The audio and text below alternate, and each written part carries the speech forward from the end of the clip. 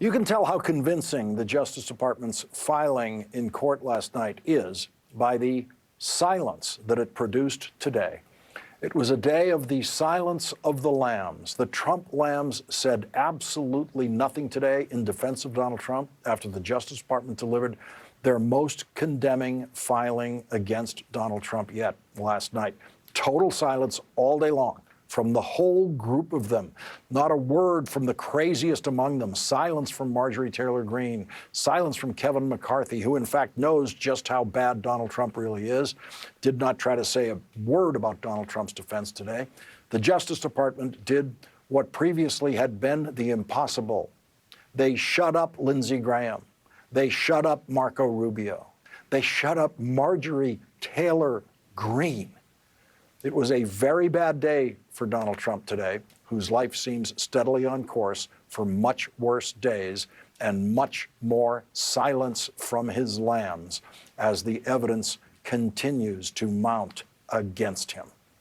Joining us now is Claire McCaskill, former Democratic Senator of Missouri, and Eddie Glaude, chair of the African American Studies Department at Princeton University and host of the podcast History Is Us. They are both MSNBC political analysts. And Claire, I know you've been thinking about this. I do not presume to frame a question to you. I just want to say, go. What's on your mind?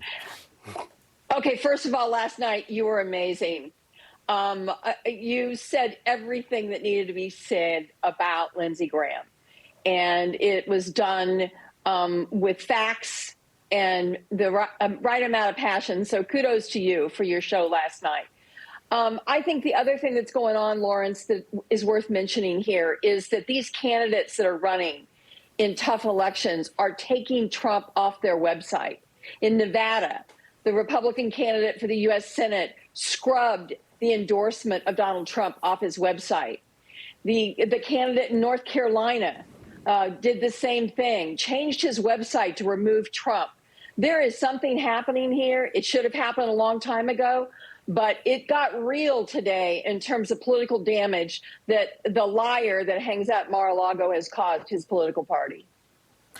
Professor Glaude, the silence today doesn't surprise me, but is certainly worth noting. I mean, if you sat around all day trying to think about what could you say about what is in that photograph and what is in that filing, you couldn't come up with something. So finally, the Justice Department got them to be silent.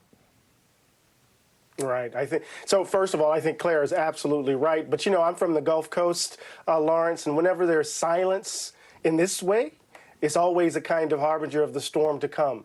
Remember, Donald Trump is backed in a corner. And so the idea, the specter of stoking political violence looms large. So we need to read the silence for what it is. I think Claire is right. But we also need to understand that he's getting increasingly desperate and what that means for our political system.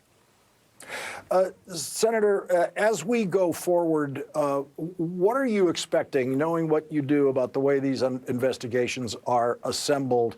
What kind of timetable are you sensing in this federal investigation? Well, I hope it goes quickly, but I'll tell you what I really am encouraged by. It seems to me that when Donald Trump's lawyers, in quotes, filed the lawsuit for the special master, they opened the door and the Department of Justice broke it down with their filing. And for the first time, DOJ is explaining to the American people what the narrative of these facts are. And that's incredibly important. It could have just been a cold legal filing that would have just covered the bases, but they told the story. And now the story's out there, and it's going to be told over and over again.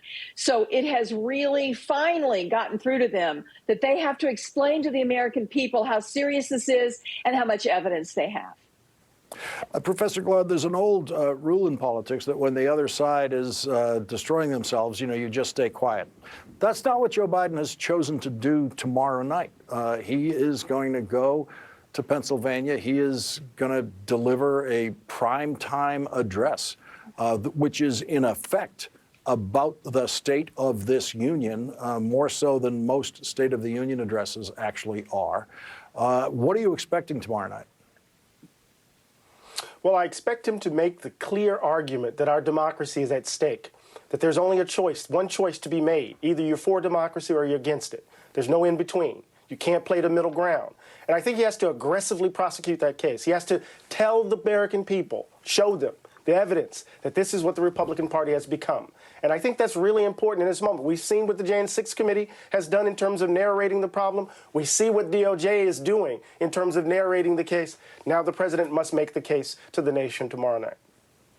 Senator McCaskill, what are you expecting to hear from Joe Biden? I have to say I was slightly surprised that he actually reached out at Lindsey Graham the last time he spoke in Pennsylvania and quoted what Lindsey Graham said about expecting riots in the streets to support Donald Trump. Do you expect anything like that from Joe Biden tomorrow night? You know, I think he's going at unity from a different perspective now, Lawrence. I think what he's going to be doing is inviting independents and inviting moderate Republicans to join him and the Democratic Party in trying to preserve democracy, trying to get back to a time where we're not defending people who are beating up police officers, trying to break into the Capitol and stop a free and fair election. I think he is going to invite them in, and he's also not going to spend a lot of time talking about let's all get along in Congress. I think he's going to try to set this up that the American people have a choice between extreme or people that are really looking after America and Americans. Former Senator Claire McCaskill and Professor Eddie Glaude, thank you both very much for joining our discussion tonight. Thank you. You bet. Thank you. Josh Shapiro is running in the single most important governor's campaign in the country because the Donald Trump endorsed Republican candidate who was at the Capitol on January 6th will do everything in his power and beyond his legal power to give Pennsylvania's electoral votes to the Republican candidate in the next election. Josh Shapiro, the only Pennsylvania candidate for governor who supports American democracy, will join us next.